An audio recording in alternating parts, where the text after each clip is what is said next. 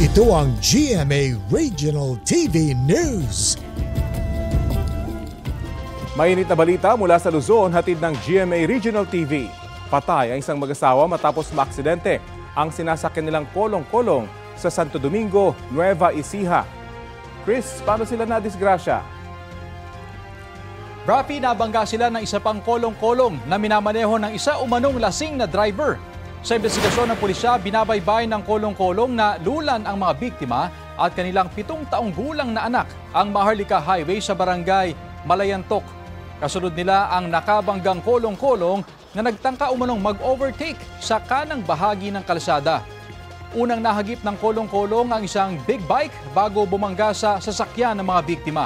Sa lakas ng pagbangga, napunta sa kabilang linya ang sasakyan ng mga biktima at nasalpok ng kasalubong na closed van. Dead on the spot ang babae habang sa ospital na binawian ng buhay ang kanyang mister.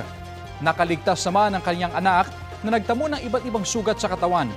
Humingi ng tawad ang 43 anyos na driver sa kaanak ng mga biktima. Sinampahan na ng reklamo ang nakabanggang driver na nasa kustodiya pa rin ng pulisya.